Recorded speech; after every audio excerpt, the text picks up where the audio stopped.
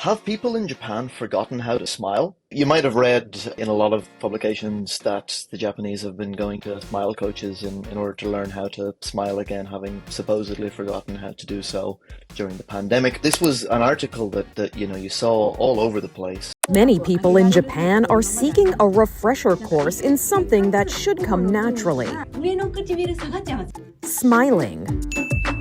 Why are there these kind of articles that get so much attention but don't actually really seem to capture what's going on in Japan? There's even a name for this style of article. It's called the Weird Japan genre. The common thread in a lot of these stories is that they feed into stereotypes of Japan as a country that's a little bit off, a little bit weird, a little bit less than normal. One of the most infamous one was this supposed phenomenon of the fetish of eyeball licking, in which Japanese, teenagers or young people supposedly enjoyed licking each other's eyeballs in a sexual capacity.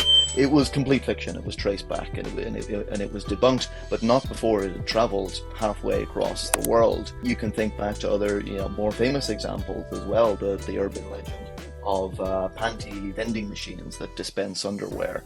There's this obsession, I think, in parts of the world with this kind of story in particular that makes the Japanese feel a little not quite normal.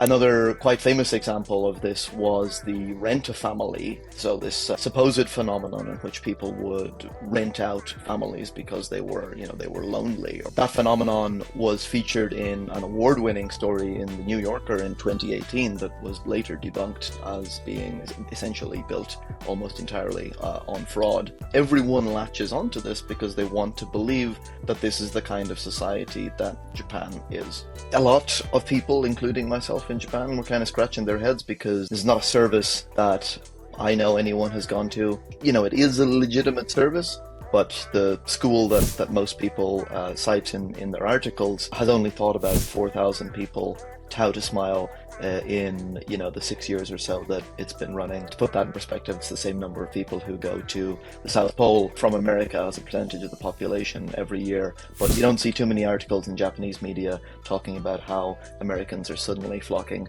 to Antarctica. So for someone like me who's, I've been in Japan for 20 years, it's really interesting to see what kind of stories the international media latches onto about Japan, which is a country that often is ignored, and then occasionally you have a story like this that seems to capture everyone's attention all at once. But a lot of the reporting that you see about Japan ignores the real world issues, things that we could learn from Japan, policy mistakes or even policy successes that the country might have had. Japan's experience with COVID was largely overlooked. Japan had a low-tech, very effective way of dealing with COVID that really could have been useful to other countries that were trying to deal with sort of more complicated policy responses. Ultimately, Japan had, one of the lowest death rates in the OECD without ever having resorted to doing a lockdown. And yet, I think to this day, there's not a lot of good understanding within the broader sort of, shall we say, the English-speaking world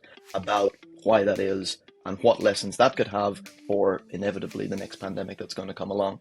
Now, of course, foreign reporting can and does provide a valuable service to society. You don't have to look very far, even in Japan, for that. Recently, the BBC had an investigation into Johnny Kitagawa, the late founder of one of Japan's most famous talent agencies for boy bands. One of the things that I guess I try to get across to people is that it is a complex, multifaceted society, just the same as anywhere else is. And that's, I think, oftentimes what you don't see, especially if you're only maybe seeing one article about a smile coach, and that's the only thing you read about Japan that month. Stories that feed into this stereotype, they do resonate with readers. This is one of the reasons that they get written. They get clicks, they get people looking on them. Plenty of strange things, of course, happen in Tokyo and in Japan, just as they do elsewhere. But the next time you're reading a story that's coming out of Japan that sounds a little bit too odd to be true, it probably is.